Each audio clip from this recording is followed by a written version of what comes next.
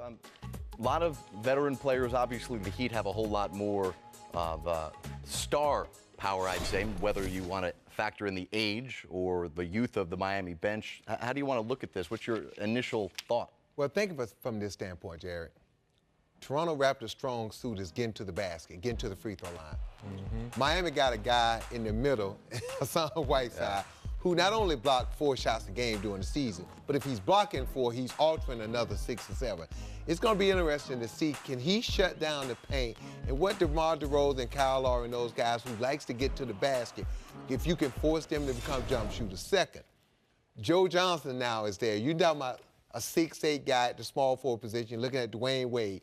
The matchups between DeMar DeRozan and Joe Johnson, Dwayne Wade, DeMar Carroll, how's that going to match up? Because now DeMar Carroll and DeMar DeRozan are going to have to play defense against Dwayne Wade and Joe Johnson, 2 prolific scorers.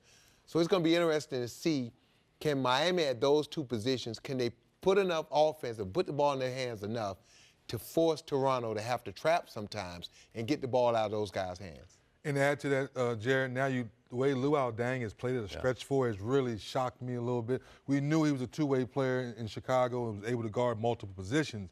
But now he's balling, being the stretch 4, relishes it, doesn't mind guarding the power 4, even though I thought Charlotte did a decent job putting Kaminsky in the block and kind of exposing him a little bit, but Luol Deng was continuing banging. Secondly, he shot the 3-ball very, very well in that series. Can he continue to do that on the road early in the season against the Raptors? And lastly, Whiteside is a good rim protector, but he's shown us if you continue to go at him, you can get him in foul trouble and foul him out. Now with DeRozan, will those guys continue to go at him and try to get him in foul trouble?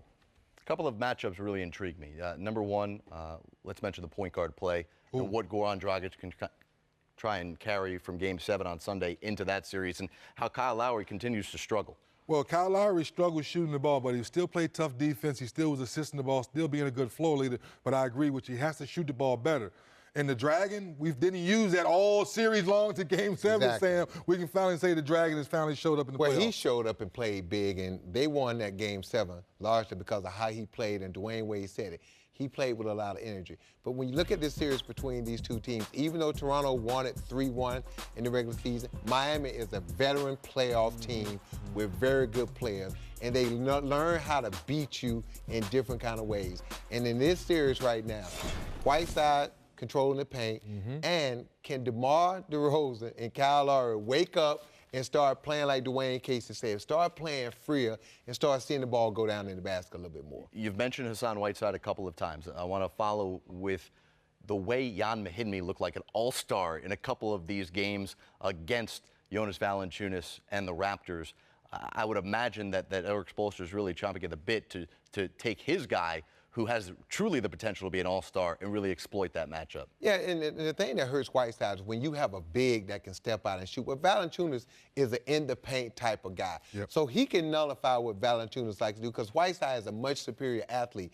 Valanciunas is a good scorer, strong body, but those 2 guys can negate each other. It's going to come down to, like I said, Luol Deng is going to play a huge role in this, because with Whiteside out there as his big physical presence, it allows Luol Deng to go out there and roam around and get out in transition and score and push the ball. And with Patterson being Toronto's stretch 4, those 2 guys going at each other, very similar players. Not really inside players. Both stretch 4s want to shoot jump shots. It's going to come down to D. Scott's thing. Can Toronto put enough pressure on the rim to get Whiteside in foul trouble? Or can Whiteside control the paint and force Toronto into a jump shooting basketball?